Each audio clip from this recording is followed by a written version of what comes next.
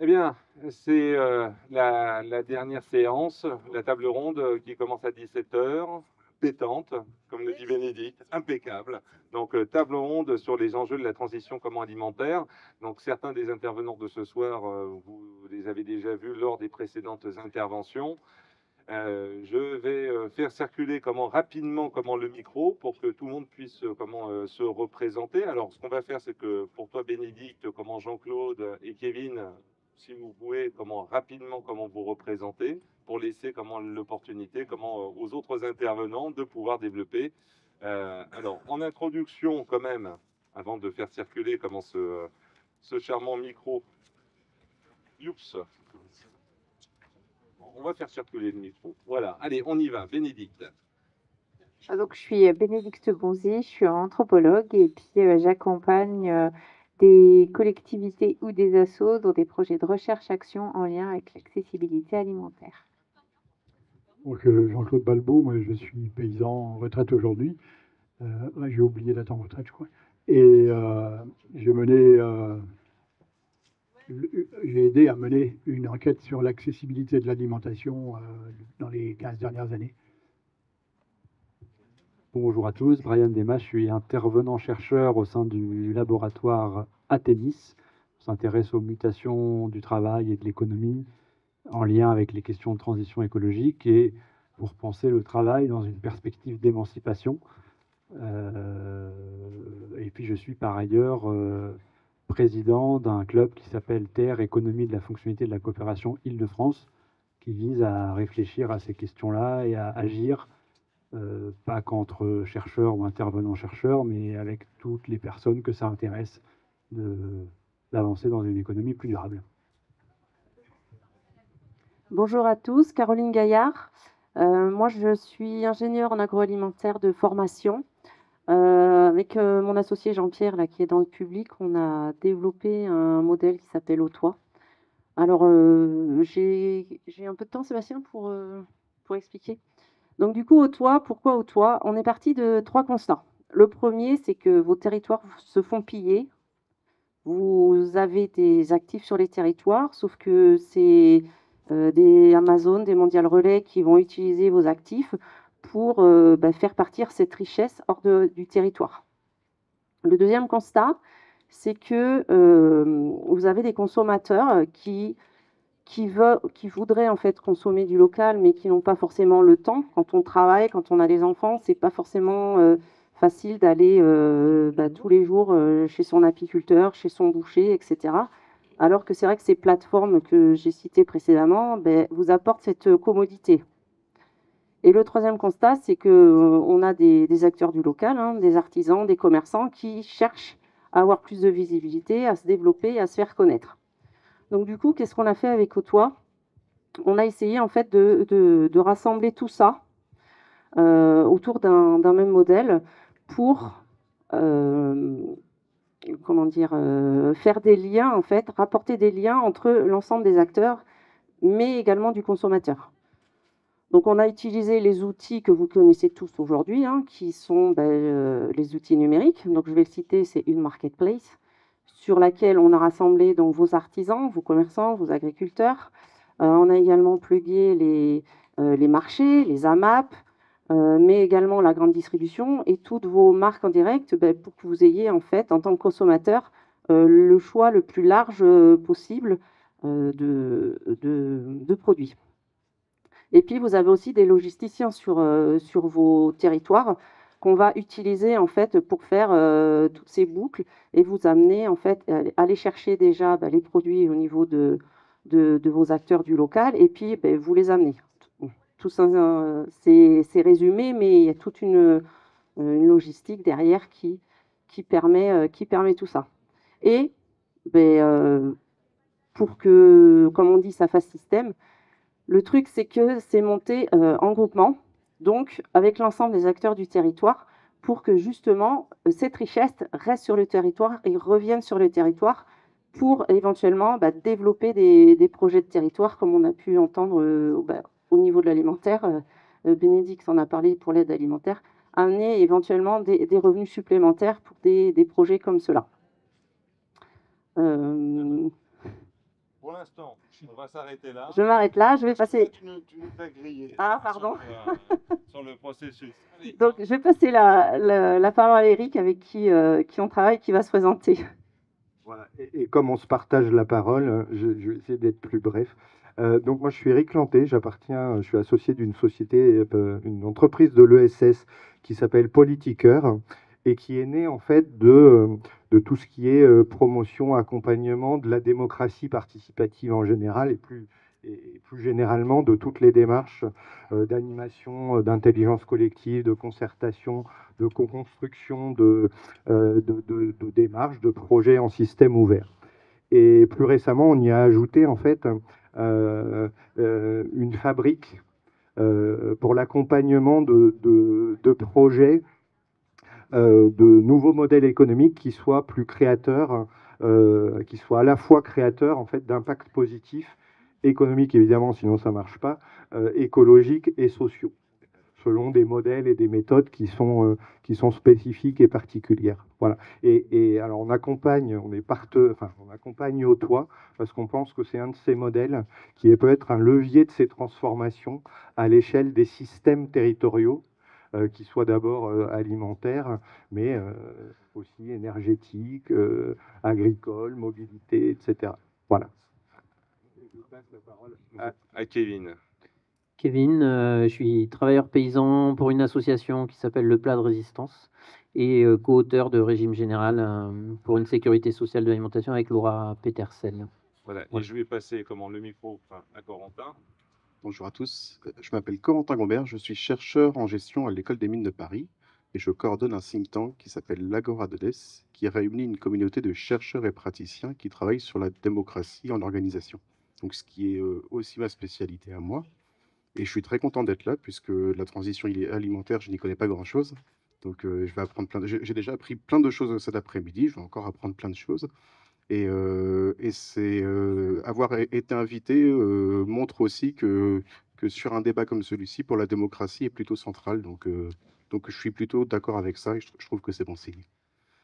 Alors, je vais me permettre de rebondir puisque le sujet, la Caroline, elle est partie à fond là. Donc, on va essayer de remettre un petit peu dans l'axe aussi de la transition, au sens large, et en fonction de vos différentes actions que vous menez. Et je vais rebondir tout de suite sur vous, Corentin. Comme ça, on va faire circuler la parole d'un côté à l'autre. Et pour vous dire, pour vous demander sur les enjeux de la transition alimentaire, quel est pour vous le rôle central par rapport à votre compétence sur les questions de la gouvernance, de la démocratie? Est-ce que vous pouvez nous dire comment vous imaginez un petit peu les choses ou comment les choses pourraient se construire? Merci beaucoup. Donc, au niveau de la transition alimentaire, que je place à peu près au même niveau que les transitions, comme la transition écologique, hein, c'est des choses qui vont ensemble, c'est dans un système.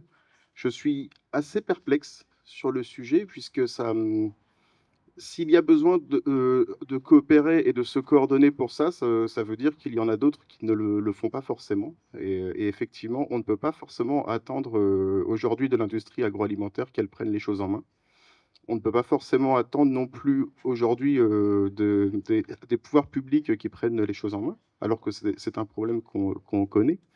Donc effectivement, coopérer, donc travailler ensemble, faire œuvre commune, c'est peut-être aujourd'hui la meilleure solution, et peut-être même la seule. Et sans être si pessimiste que ça, hein, je considère qu'il va falloir partir et des expérimentations locales, donc notamment ce qui se fait ici, de mettre les gens ensemble, de les faire travailler ensemble sur le sujet. Et il y aura besoin aussi à un moment d'un effort de régulation par le haut. Et si on arrive à accumuler toutes ces dynamiques, on pourra atteindre une transition alimentaire et peut-être une transition plus globale dans laquelle insérer celle-ci. Merci. Est-ce que Kevin, tu peux faire repasser le micro, comme ça on va le repasser à Bénédicte, et je vais le garder pour essayer de l'équilibrer. Bénédicte, dans le cadre notamment de ce que tu nous as exposé cet après-midi, et de tes actions, est-ce que tu n'as pas pu encore développer, est-ce que tu pourrais nous dire par rapport à ce projet donc de transition alimentaire et notamment à l'échelle du local, qu'est-ce que avec vos actions, notamment peut-être de la sécurité sociale de l'alimentation, ou peut-être d'autres que tu voudrais encore mettre en avant, qu'est-ce que ça pourrait prendre comme orientation, à cette échelle de territoire, et qu'est-ce que vous cherchez à faire et qu'est-ce que tu cherches à faire aujourd'hui avec ton combat, avec les actions que tu mènes? Il y a plusieurs choses. Déjà, c'est à revenir sur ce qu'on entend par transition alimentaire. Et pour moi, c'est pas simple et c'est d'autant moins simple que après avoir fait un passage en bureau d'études qui travaille sur les questions en fait de transition, qu'elles soient alimentaires, énergétiques, etc. Et ben, je me rends compte aussi que ça devient un business.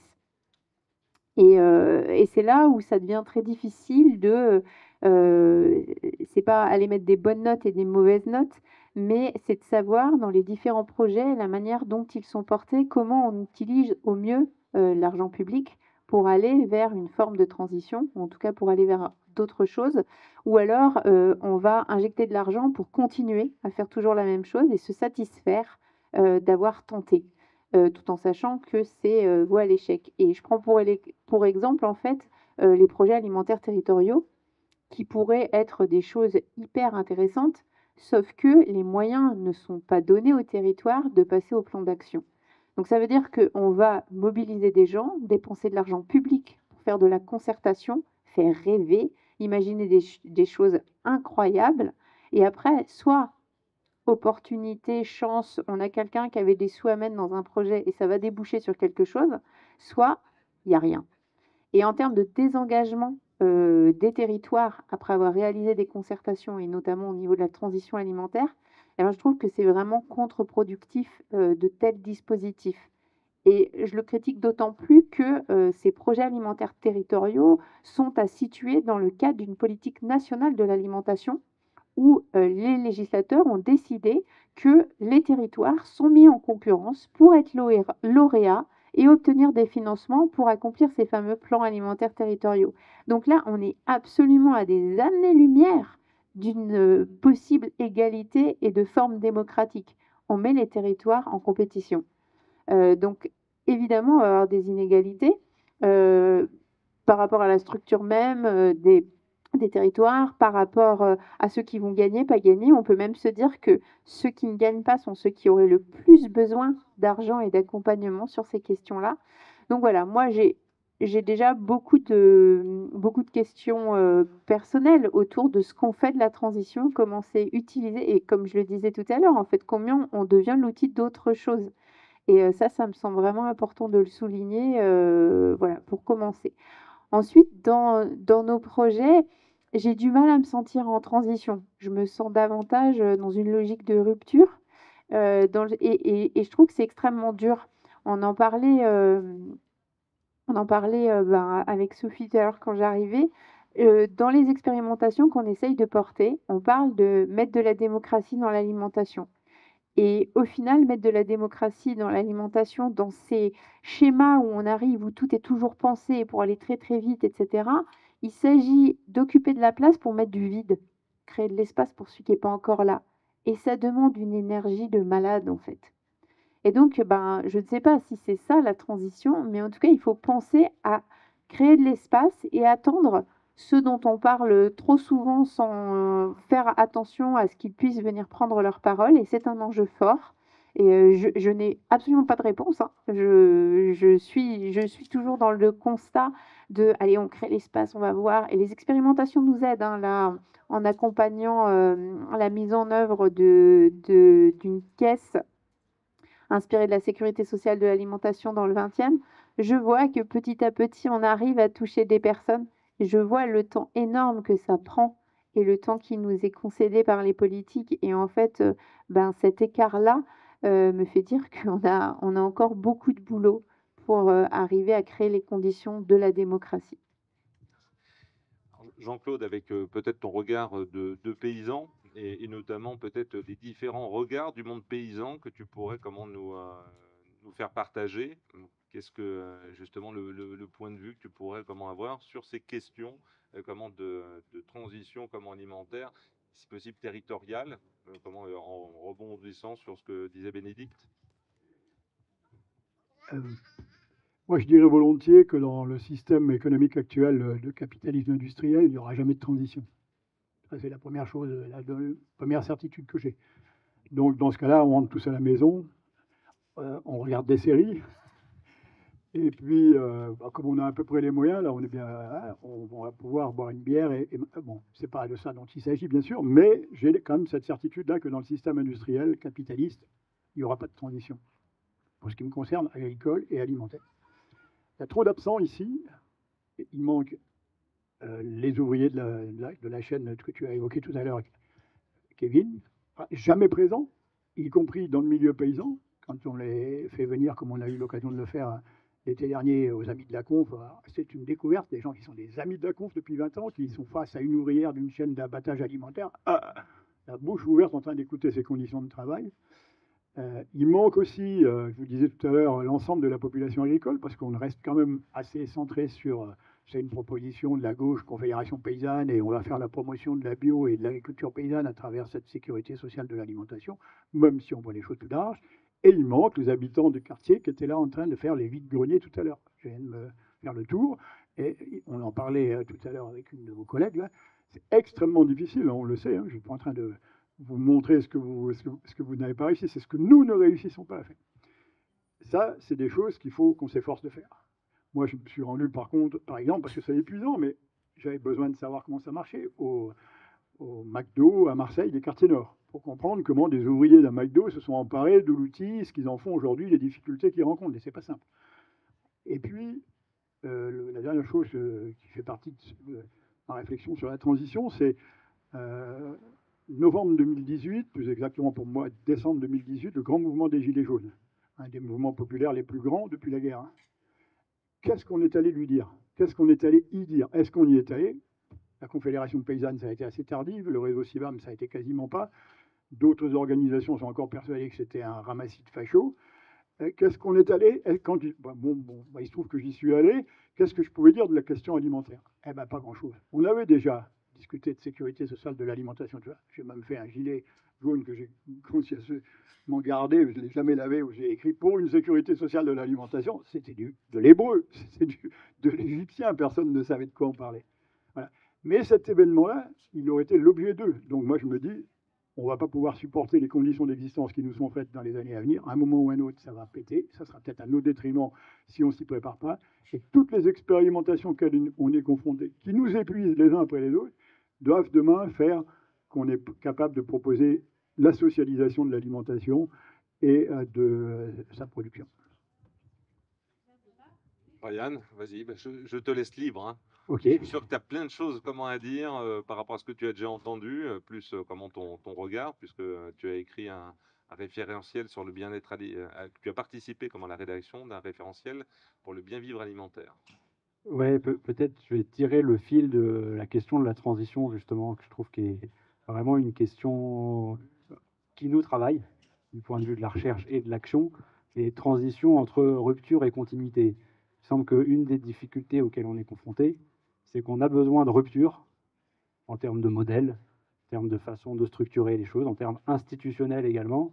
Et en même temps, si la rupture se traduit par la casse de l'engagement, la casse de l'expérience, la casse du plaisir qu'on peut avoir aussi les uns les autres à partir de nos compétences, de nos identités, de ce qui fait qu'on tient dans nos vies, à nos territoires, à ce qu'on fait, on va avoir du mal à inventer le demain. Donc, la façon dont on commence à attraper les choses, c'est transition entre rupture systémique, on va dire, et continuité de l'expérience des acteurs, ou en tout cas de l'expérience de ceux qui désirent s'engager dans la transition, parce que, là encore, il y a des contradictions qui peuvent exister entre les acteurs. Peut-être un point ou deux points complémentaires qui vont avec ça. Si j'insiste sur la rupture, nous, ce qu'on observe, on va dire, là je dis observe parce qu'on est dans l'intervention, mais je parle plutôt des faiseurs du quotidien, c'est que ceux qui arrivent à dégager des marges de manœuvre pour avancer, ils ont tendance à appréhender l'alimentation pas simplement comme un bien, comme un produit qui serait figé, mais aussi comme un vecteur de création de valeur, qui valeur volontairement pour rentrer aussi dans le champ économique, mais pas financier, hein, de valeur humaine et sociale. L'alimentation n'est pas qu'un bien, mais un vecteur de valeur, de point de vue de l'estime de soi, de la convivialité, de la capacité à structurer des filières, de la capacité à avancer sur les enjeux éducatifs, écologiques, de santé, évidemment. Et dans plein d'expériences qu'on a accompagnées ou pas, on voit que l'un des points de départ, c'est de reconsidérer la dimension globale, existentielle, humaine de l'alimentation et de sortir de cette vision que l'alimentation, c'est un bien et donc c'est un produit, donc c'est une marchandise, et donc le produit dit tout de ce qui s'y joue. Il me semble que c'est un des préalables, on va dire, pour démarchandiser, je dirais, et sortir du marché et des impasses dans lesquels tout ça nous nuit. Ça pose une deuxième question, qui est la question de la coopération. Mais pas d'une manière simplement comme valeur, c'est-à-dire moi, ça fait partie de mes valeurs, on va dire, la coopération, mais là, ce qui se joue, il me semble, c'est autre chose. C'est la coopération comme levier pour faire face aux défis concrets auxquels les gens concrets sont confrontés dans les modes de vie concrets d'aujourd'hui. Si on veut traiter la question du lien santé-alimentation, par exemple, on ne peut pas le faire dans les organisations du travail en silo. On n'arrive pas à le faire. On développe de la santé, on développe des hôpitaux, on développe des professions, on développe des outils, des machines pour la santé, mais en réalité, ça crée des externalités négatives du point de vue de l'alimentation. Parce qu'il n'est pas là pour nous nourrir. Donc du coup, si c'est notre objectif qu'on ait accès toutes et tous à l'alimentation, ça ne va pas être avec ce système-là qu'on va pouvoir le faire. Et ça m'a fait penser à un truc que j'avais appris justement à Réseau Salac, pas longtemps que j'étais après arrivé. On m'avait dit les bourgeois, ils ont mis 5 siècles à couper la tête des aristocrates pour pouvoir changer le système féodal en système capitaliste. Je le dis à la hache, très vite et très mal. Du coup, mais du coup, non mais c'est des images. Et pour dire en fait, du coup, nous, travailleuses, travailleurs, on va mettre combien de temps en fait à renverser le système capitaliste et les bourgeois pour pouvoir inventer un autre système. Voilà.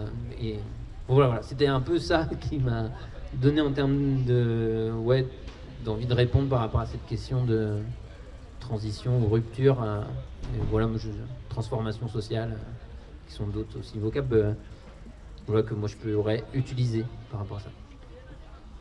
Très bien. Alors, on va relaisser la parole à Caroline. Bonne chance. Hein, voilà. Donc, Alors, je vais faire vite, Sébastien promis. Non, deux petites choses. C'est justement pour bien, on va te laisser le temps de répondre et de redévelopper comment par rapport à tout ça. Là, il y a des questions. Est-ce qu'on peut parler de transition à votre niveau? Est-ce que vous pensez transition? Est-ce que vous pensez rupture?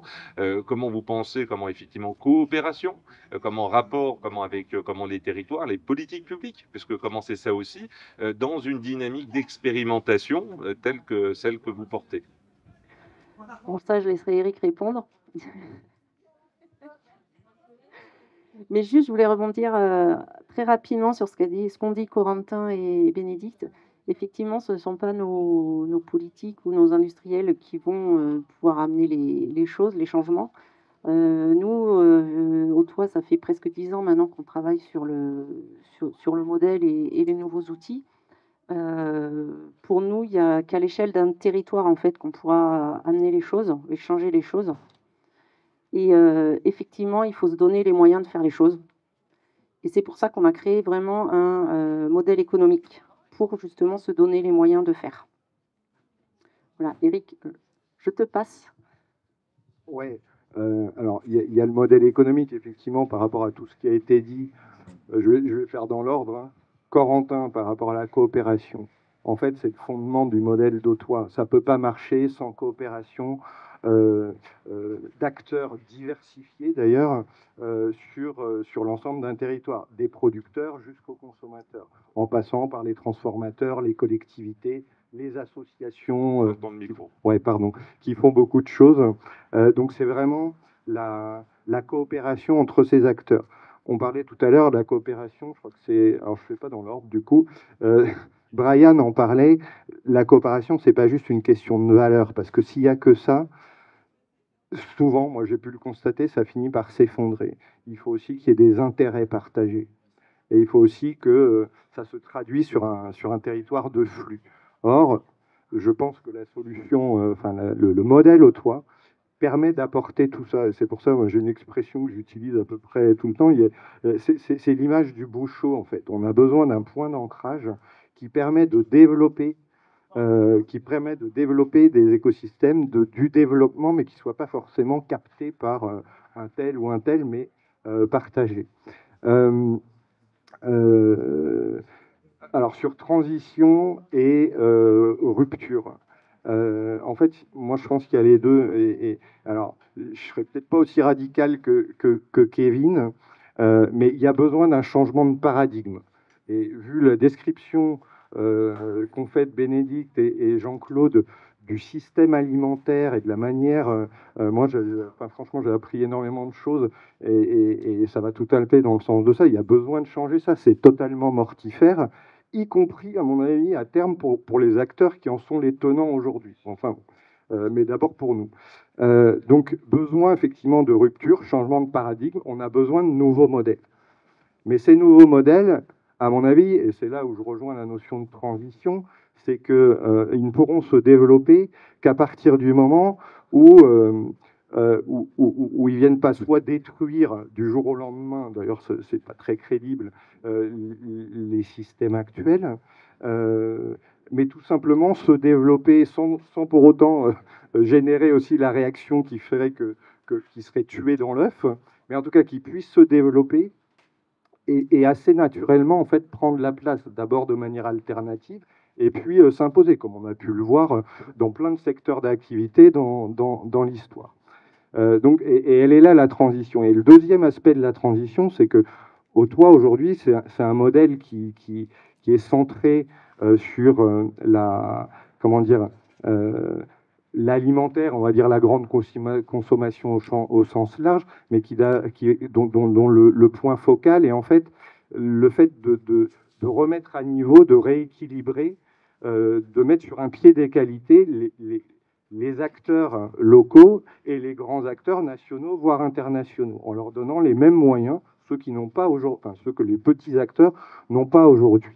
Donc il y a cette idée de casser les silos des circuits actuels des systèmes alimentaires, industrie, enfin, grande agriculture, industrie, grande distribution, et de l'autre côté, petits agriculteurs, bio, agroécologie, etc., AMAP, marché, et puis et qui aujourd'hui se parlent pas. Mais les moyens des deux sont totalement différents. Or là, on arrive à et ça en mutualisant les ressources disponibles sur le territoire, qu'elles soient infrastructurelles, hein, les lieux, les acteurs et bien sûr les productions. Voilà, je vais m'arrêter là. Je crois que j'en ai dit beaucoup. Alors, il y avait encore des choses, mais on aura le temps de reparler. Comment, notamment par rapport à la relation, comment votre projet d'expérimentation, comment auquel on collabore, comment considérer, comment au niveau des institutionnels, comment des pattes, on en a parlé, comment tout à l'heure, comment justement l'intégrer, comment pour emmener dans une dynamique. Il y a les pattes, mais ouais.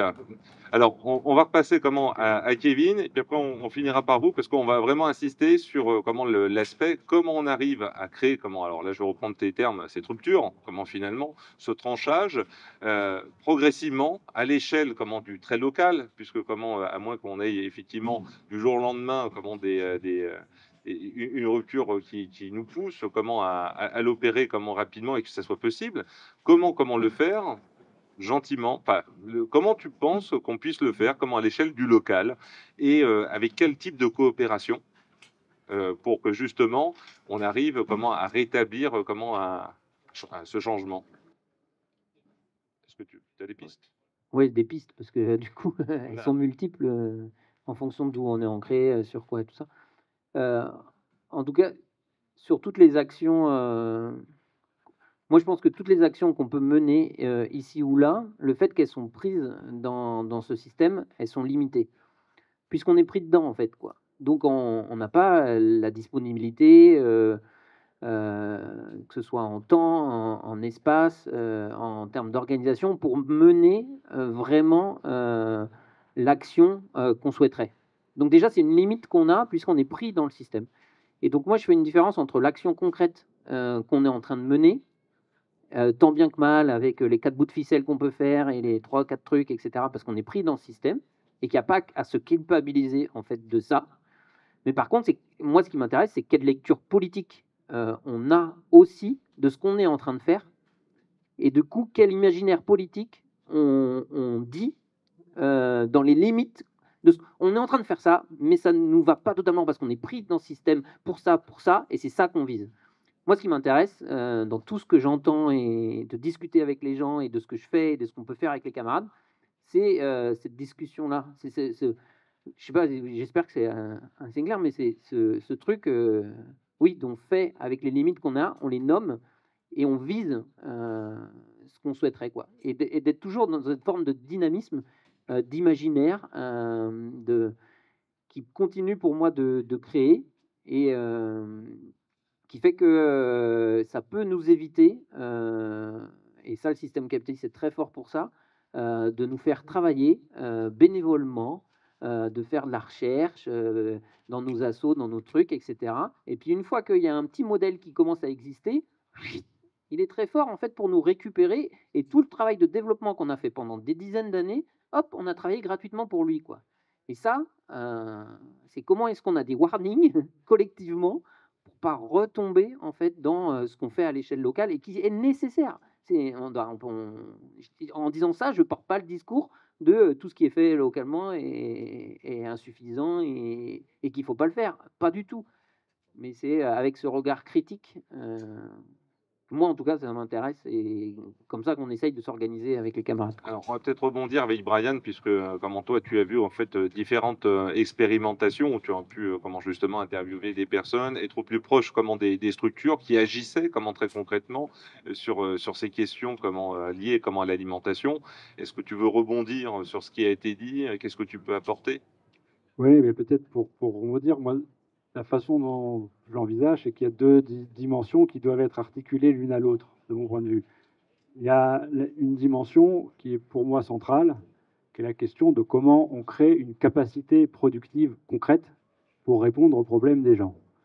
Si on n'avance pas là-dessus, et on est limité, c'est toujours insatisfaisant, c'est toujours imparfait, parce que dans les conditions telles qu'elles sont, on est freiné par tout un tas de trucs. Mais si à un moment donné, le premier mouvement, c'est pas construire des capacités productives concrètes pour répondre aux problèmes concrets des gens, à mon avis, la force politique, elle est difficile à installer, parce que imaginer d'autres choses qui n'existent pas, c'est très compliqué si on n'est pas en capacité de l'appuyer sur des expériences vécues dont on est capable de faire la preuve qu'ils produisent des effets réels, quand bien même ils sont insuffisants, et qu'il s'agit alors de les soutenir pour qu'ils en produisent des plus significatifs. Donc pour moi, c'est vraiment une des questions centrales, et il y a plein de choses qui se développent, que ce soit les AMAP qui se sont développés, etc., tout un tas de trucs. Maintenant, ça prend des noms tout à fait différents, mais souvent, nous, ce qu'on remarque, c'est des dynamiques d'écosystèmes coopératifs au sein des territoires qui cherchent à regrouper des compétences complémentaires pour apporter des meilleures réponses, qu'on appelle ça écopole,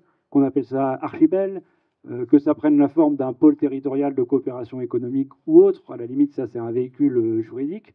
Mais il y a un moment donné, il faut créer des outils économiques qui permettent de sortir du silo, qui permettent de favoriser la coopération entre différents producteurs, entre la production et des acteurs du social au sens large, de l'éducation populaire, des acteurs de la santé. Il y a des initiatives qui émergent, c'est très embryonnaire aujourd'hui, mais il y a des acteurs de la santé qui cherchent à s'insérer dans des dynamiques comme ça, pour traiter la question de la santé sérieusement, pas simplement dire on fait de la santé, mais on y va, on donne la preuve, on incorpore les métiers de la santé pour donner les preuves qu'on traite la question de la santé.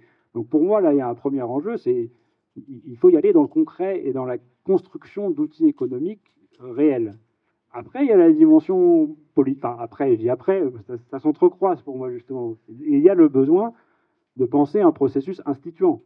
Et donc, instituant, ça veut dire d'être au clair sur la critique des formes instituées qui freinent ce développement, de les repérer, de les travailler dans le débat public, de les travailler, alors soit des fois dans un mode rapport de force, mais aussi avec ceux qui, au sein des institutions même, désirent en fait rompre avec ce système parce qu'eux-mêmes en subissent à l'intérieur de leur organisation les effets délétères sur le plan de leur travail ou sur le plan du sens qu'ils mettent dans leur engagement. Donc pour moi, c'est dans la conjugaison des deux, et les expériences montrent que ça peut démarrer d'un côté ou de l'autre, par une forme ou par une autre. Pour moi, ce n'est pas tellement l'enjeu. L'enjeu, c'est le processus par lequel on cherche à développer des nouveaux outils, à progresser étape par étape, par une expression appelle ça par saut systémique, d'être progressivement en capacité d'embrasser un peu plus large les enjeux. est relié à une force politique d'interpellation des acteurs embarqués, à commencer, peut-être, je ne vais pas souligner, mais qui est fondamental, c'est avec les habitants. Il me semble que la force politique première, elle vient du fait que les habitants s'engagent, participent de ce que j'appelais un écosystème coopératif territorialisé. S'il n'y a pas les habitants, la capacité à déplacer les institutions et les compromis justement institutionnalisés, à moins de devenir aussi puissant que l'industrie, ça va être difficile de renverser le bazar. Donc c'est la conjugaison des deux, de mon point de vue, qui construit dans le temps une force. Et à un moment donné, ça peut se traduire par des ruptures plus ou moins violentes, on ne sait pas, c'est l'histoire qui dit. Très bien, on va laisser à Jean-Claude, si tu veux rebondir sur ces sujets. Et là, on parle vraiment de comment agir à l'échelle du très local, comment à l'échelle du local, du très local, pour... Ce que viennent de dire Kevin et Brian, j'adhère sans difficulté. Pour ce qui me concerne, je dirais qu'historiquement, on voit bien qu'il y a un équilibre à trouver dans les forces qui cherchent la transformation du modèle économique entre trois choses, peut-être d'autres, mais au moins trois choses. Les pratiques alternatives, que vous venez de dire tous les deux, si nous n'avons pas fait la preuve de ce que nous avançons comme proposition politique, nous serons inentendables. Donc les hippies des années 70, ce que j'ai été sans doute à une époque en voulant m'installer à la ferme. Le rapport de force, qui va de coller des affiches, faire une manif, jusqu'à peut-être prendre les armes. Ça dépendra de chacun. C'est pas, ça va, par exemple, les soulèvements de la terre sont un exemple aujourd'hui de ce qu'on est capable de faire en soulèvement, en rapport de force, qui était sans doute pas entendable il y a encore un an ou deux. C'est aussi les gilets jaunes dont je vous parlais tout à l'heure, avec malheureusement la conclusion qu'on a connue, et le travail d'éducation populaire. Ce sont ces trois pieds, pratique des alternatives, rapport de force et éducation populaire, en gros ce qu'on est en train de faire plus ou moins bien aujourd'hui, qui équilibrent, qui doivent s'équilibrer. Chacun d'entre nous ne va pas participer à tous ces trucs-là, on est épuisé déjà, commence déjà, donc il va falloir... Et puis à chaque moment de sa vie, on n'a pas les capacités de faire la même chose. Moi aujourd'hui, je suis plus capable d'aller produire du lait, du beurre pour vous nourrir, donc il faut bien que je passe à autre chose dans ce triptyque-là.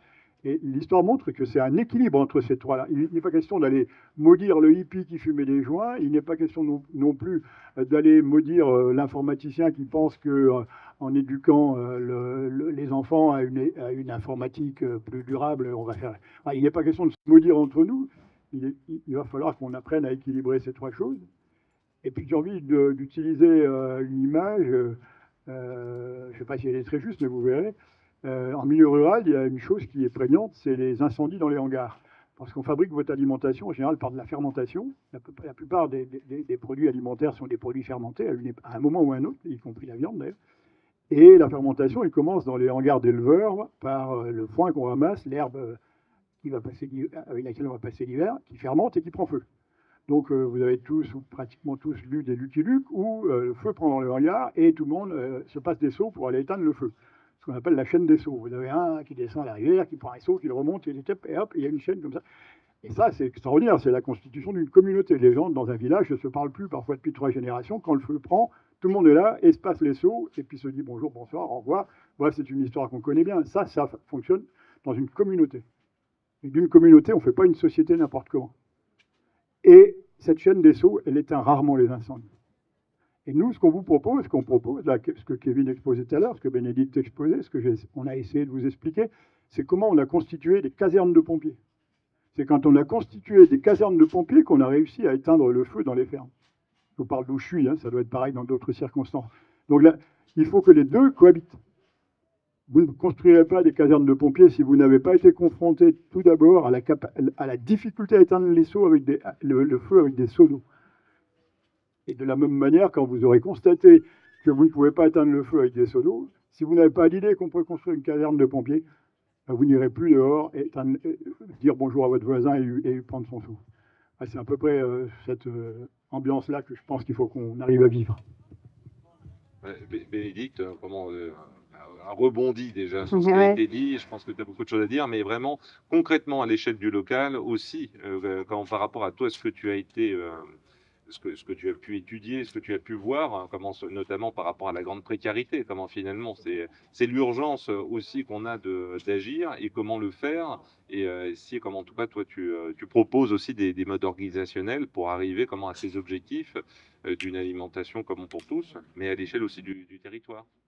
Alors finalement, je vais davantage partager des hypothèses, parce qu'on se questionnait tout à l'heure en se disant: «Bon, bah, on n'arrive pas à se réunir avec tous ceux avec qui on a envie de travailler, les choses» et pourtant, bah, l'agir local, il commencerait à être, dans voilà, dans une autre configuration, de discussion et mardi soir, il y a eu la sortie du rapport, et c'est pas que mardi soir, mais moi j'y suis allée, mardi soir, du rapport du Secours catholique, des CIVAM, de l'association contre le diabète et de Solidarité Paysans sur les coûts cachés de l'alimentation et pour moi, c'est du coup, mardi, c'est une date importante.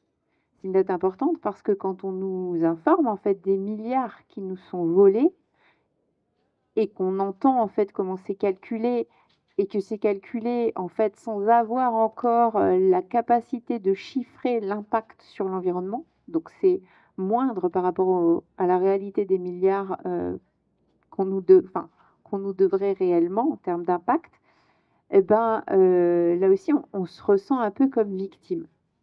Et quand je dis ça, eh ben, je me dis que ça va être difficile, en fait, de travailler avec tout le monde tant que certains n'auront pas pris leurs responsabilités par rapport à ce qu'ils doivent à tout un tas de personnes. J'ai pas eu le temps de le faire, mais j'aimerais bien savoir, en fait, sur ces milliards qu'on a comptés de coûts cachés de l'alimentation, combien ça représente sur la tête de chaque personne, combien, en fait, dans ces magouilles, parce que c'est de la magouille, en fait, quand on sait à quel point le système agro-industriel est impactant pour les personnes, que ce soit les travailleurs, que ce soit les agriculteurs, que ce soit les mangeurs et les distributeurs. Donc du coup, voilà, et on sait, on sera en capacité de dire aujourd'hui, ben voilà, telle personne à telle place, elle est responsable de ça. Et pour moi, l'intérêt d'un tel rapport et d'aller vers ces chiffres, c'est d'aller vers la responsabilisation et sortir de ce statut de victime pour enfin pouvoir faire autre chose. Parce que c'est bien ça le problème. On se dit, ben, les personnes ne sont pas là, mais on les reconnaît dans quoi? Dans leurs propres mots, dans les conséquences que ça a sur leur qualité de vie, l'impossibilité à changer. Ben, peut-être que c'est ça. Donc, j'ai pas vraiment de réponse, mais je me dis que sur l'agir local, ben, c'est un peu un processus de décolonisation et de se dire bah, à quel moment en fait on est capable aussi de revenir de manière très très humble par rapport à ce qui a été créé et généré pour que les nouveaux liens et les nouveaux tissus qu'on crée, ils se fassent sur un autre contrat social. Et donc finalement après, une fois que j'ai dit ça, eh bien il n'y a pas, il n'y aurait pas les bons et les méchants. C'est en effet ce changement de paradigme qui est hyper important pour pouvoir en fait retrouver et redonner à chaque personne la capacité d'être. Et c'est pas rien en fait cette capacité d'être un être humain reconnu comme tel et pas un objet du marché qui doit absorber, consommer, etc., etc. Merci. Alors, Corentin, je vais vous laisser la parole pour rebondir déjà sur tout ce que vous avez entendu. Après, comment Caroline, comment Eric, je vous redonnerai comment la parole. C'est aussi peut-être donc par rapport déjà à rebondir, mais aussi par rapport même à la réunion, comment vous m'avez convié, comment cette semaine, puisqu'il y a le système mutualiste, parce que plutôt de réinventer comment quelque chose, c'est peut-être comment de réutiliser comment les outils que nous avons déjà comment à notre disposition en termes d'organisation. Et puis alors là, je vous laisse. Super. Allez-y.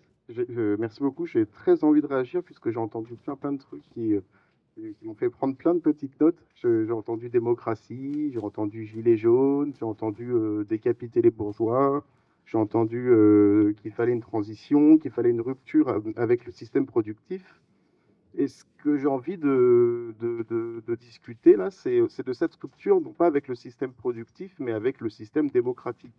Parce qu'en fait, ce qu'on a peut-être tendance à oublier, mais c'est que c'est des choses qui se passent toujours sur un temps long, c'est que la démocratie, ça n'est pas un État. La démocratie, c'est une dynamique en perpétuelle évolution. Et, et quand on compte changer de paradigme, donc là, on parlait du système productif, on peut aussi changer de paradigme du système démocratique. Et notamment parce que la démocratie aujourd'hui, hein, pour le paradigme actuel de la démocratie, qui semble très compatible avec le capitalisme libéral, c'est le système représentatif. Je le rappelle où je l'apprends, moi je l'avais découvert en lisant, que le système tel qu'il est aujourd'hui s'est construit en totale opposition avec l'idée de démocratie. Quand il est apparu, on connaissait déjà la démocratie, et puis ce qu'on s'est dit, c'est non, pour la démocratie, ça ne fonctionne pas. On va plutôt mettre en place un système représentatif. Et c'est qu'à partir du début du XXe siècle qu'on s'est dit, bah, si on parlait de démocratie représentative, ça serait pas mal. Et encore plus, hein, ce qu'on constate notamment aujourd'hui, mais ça c'est au-delà de la démocratie représentative et du système, mais c'est peut-être déjà simplement lié à la Ve République, c'est que le système il est en train de vaciller aujourd'hui parce qu'on a besoin de redescendre beaucoup plus au niveau local. Et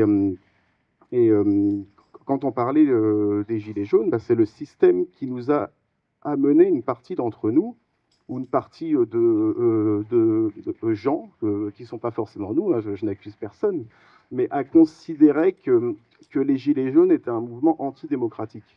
Et c'est d'ailleurs ce qui a grandement permis de tuer ce mouvement. C'est en se disant, bah non, il y a des gens qui ont été élus, qui ont pris des décisions. Si on s'oppose à ces décisions, c'est qu'on est antidémocratique. Donc, on peut se demander si le système politique actuel est vraiment compatible avec une dynamique de coopération, ou si cette transition ne devrait pas aussi s'accompagner vers une transition du référentiel de ce qu'est la démocratie. Et j'ai un idéal qui pour moi, convient tout à fait avec cet idéal de coopération. Il date du début du XXe siècle. Hein, il a été mis en avant notamment, mais il y en a plein hein, qui ont travaillé sur le sujet, mais par Mary Parker Follett, qui, elle, considère la démocratie comme un processus d'interaction entre de nombreux groupes locaux. Donc, ce qui permet déjà de travailler à une échelle très locale, et ce qui permet aussi d'impliquer beaucoup plus les citoyens. Donc, je voulais amener dans cette réflexion sur la transition alimentaire, comme je l'ai dit au début, si on la remet dans un système global de transition, bah, peut-être une transition vers une démocratie plus participative et plus interactionniste. Et l'autre question, c'était... C'était potentiellement si pour toucher sur les enjeux de la santé, sur les enjeux de l'éducation, sur les enjeux de la solidarité, comment est-ce qu'on le système mutualiste pouvait être une solution à envisager comme un moyen en tout cas de repartir à l'échelle du local pour tendre sur quelque chose de plus sain. Ouais, ok, pour le système mutualiste, c'est un système qui est en grande souffrance aujourd'hui parce qu'il est construit sur des belles bases. Et en fait, du fait de plein de raisons, hein, des raisons intérieures et extérieures, il a tendance à s'écarter de ses bases. Mais pour les trois principes mutualistes sont la démocratie, la solidarité et le troisième, si quelqu'un là, je ne l'ai plus forcément en tête, et la non-lucrativité. Et peut-être que la transition alimentaire, si on voyait la chose comme quelque chose de démocratique, solidaire et non lucratif, ça serait intéressant. Même si je suis complètement d'accord avec ce que j'ai entendu tout l'après-midi, notamment de la part de Bénédicte, c'est qu'il faut surtout décorréler de la charité. Donc quand on parle de solidarité, on ne parle pas de charité. On parle de mise en commun pour aider ceux qui en auront besoin à un moment et qui peuvent être nous-mêmes. Merci Corentin. Je vais repasser donc la parole à Caroline, Eric, puisque pour équilibrer le temps de parole. Et après, je propose qu'on fasse circuler le micro pour que vous puissiez interagir, rebondir sur tout ce que vous avez entendu. Et après, il y aura un dernier tour pour que vous puissiez faire vos conclusions, et répondre au fur et à mesure au public. Alors, La question comment est dans un modèle très concret, comme au toit, comment, par rapport à tout ce que vous avez entendu, alors sans opposer, comment bien sûr, puisqu'on n'est pas dans un monde parfait, donc comment essayer de concilier, comment ce qui n'est pas conciliable parfois, mais sur lequel on est obligé de faire avec, comme aujourd'hui, comment vous envisagez, comment finalement la capacité comment d'Autois à produire comment des effets comment positifs par un changement comment de paradigme et notamment par les questions de la gouvernance, en y associant, comme le disait aussi Bénédicte tout à l'heure, la question de la santé qui est comment au cœur en fait comment du système comment agroalimentaire actuellement et comment on arrive justement à rebondir par une expérimentation comme la vôtre. Ok. D'abord, au toit, on l'a dit tout à l'heure, c'est un modèle qui ne peut marcher que par la coopération. Et notamment, en fait, une gouvernance partagée entre tous les acteurs du système qui est mis en place. Un système... oui. Et de ce point de vue-là, à l'échelle d'un territoire, ça se configure, ça s'adapte, ça s'appuie sur les ressources qui existent sur le territoire, qu'elles soient infrastructurelles, hein, je ne sais plus si j'en ai parlé, vous me dites si je redis, que ce soit des locaux, mais aussi les acteurs, les productions, les activités de transformation, par exemple, tout ça rentre dans un système. La deuxième chose, c'est que ça, c'est un projet qui est éminemment politique, au sens où, mais une politique du faire, hein. C'est-à-dire que c'est le moyen de relier les différents acteurs. Corentin parlait de donner une définition de la démocratie qui était finalement la relation de différents groupes d'acteurs sur un territoire. C'est exactement ce que permet de faire le modèle Autois et oblige à faire le modèle Autois pour qu'il fonctionne et produise les bénéfices escomptés. Et enfin, pour terminer, sur le lien avec la santé, c'est-à-dire que le lien entre santé et alimentation, il est clair. Je viens de lire, il y a même un article des Échos d'aujourd'hui qui dit l'agroécologie bénéficie à la santé, enfin est un vecteur de santé dans les Échos. Vous voyez. Donc il est clair que le lien avec la santé, il est au moins là lié à la qualité de l'alimentation auquel le plus possible de gens puissent avoir accès. Mais ça, je dirais que la capacité d'un modèle comme Autois à transformer la production agricole à l'échelle d'un territoire et à l'échelle de manière générale, elle se fait dans le temps. C'est parce que le modèle fonctionne qu'il pourra agir comme moteur de transformation d'un système élargi jusqu'à effectivement la production agricole, la mobilité, la santé, différents aspects.